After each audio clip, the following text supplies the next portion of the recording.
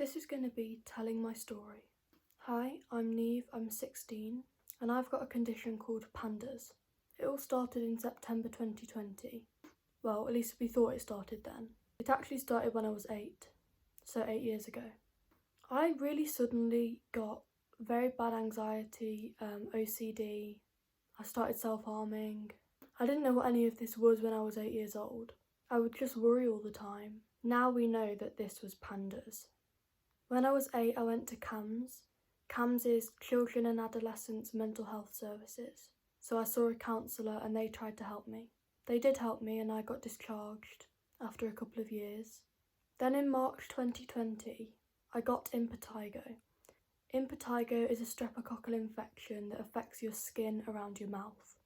You get these horrible, scabby spots. We didn't know what it was, we just thought I had dry lips. So we left it untreated for about a month. We then saw a doctor, we got antibiotics. But soon after that I started feeling really low. We got back in touch with CAMHS and I had my first appointment in April 2020. Then in September 2020, I started having tics. Tics are involuntary movements or sounds. It means that I make movements and noises that I can't control. They started so suddenly. The first few days it was just little arm jerks, kind of like I was trying to elbow people. Within a week my tics had gotten so much worse. I was ticking all of the time. I had no breaks. I was in so much pain because I was using muscles that I didn't even know I had. I started having these things called tic attacks. Tic attacks are massive outbursts of tics that you can't hold in. They look horrible and they're very painful. I was having tic attacks every night for 2+ hours. In December 2020, I had a tic attack and I had my first seizure. I can't remember a lot about it, but the seizures have got so much worse since then. It's now June 2022 and I'm having over 20 seizures a day. Seizures aren't always grand mal, meaning they're not always the shaky seizures, the seizures that you'd automatically think of when someone says seizure. There's multiple different types of seizures.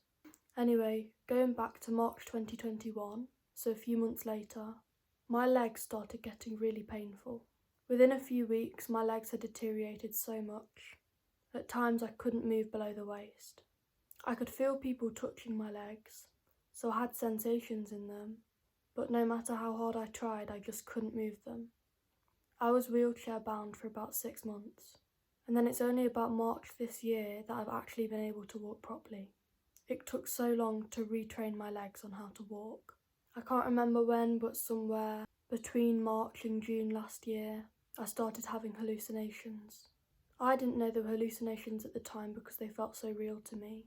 They're very unpleasant, and I won't go into what I could see or hear, but hallucinations are where you can hear, see, smell, taste, or feel things that aren't actually there. They only exist in your mind. The first ever hallucination I had was where I heard the school's fire alarm going off. You can probably imagine how hard this was.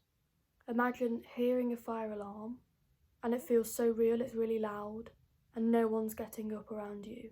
Everyone's acting as if it's completely normal. The way I can describe hallucinations to people who don't have them are, imagine if I told you that that TV wasn't real. You'd go, well yes it is, I can see it. I'm like, nope, definitely not real. That's how it feels when someone tells me my hallucinations aren't real. They feel so real to me. So when someone says they're not, it's so confusing. After that, I started getting, when I was eating, things would get stuck in my throat and it would scratch my throat as it went down. I'd also feel so ill just thinking of food. I had a time period where I would restrict my food so much because it hurt to eat. It still does, but it's not as bad now. In June 2021, so a year ago, I got diagnosed with something called FND. FND stands for Functional Neurological Disorder, and it's where the brain and the nervous system don't work in coherence with each other. It causes lots of symptoms like the things that I've already gone through. But when I turned 16 in October last year, my neurologist, the guy who diagnosed me with FND, told me that I'd have to be referred to adult neurology. Because when you turn 16, you're no longer paediatrics in the eyes of neurology. The wait for an adult neurologist is 42 months. That's 3.5 years. Bearing in mind, at this point I was having 25 seizures a day. I couldn't wait that long to see a neurologist. So about a month ago we chose to go private. Private consultations are very expensive, but we were willing to try anything. We saw an amazing doctor who said that I don't have FND, that was a misdiagnosis. It literally felt like someone was piecing together my puzzle. He said that OCD is a massive symptom of PANDAS, and so is anxiety, so is dyslexic tendencies, which I started having at the same time I started with my OCD when I was about 8.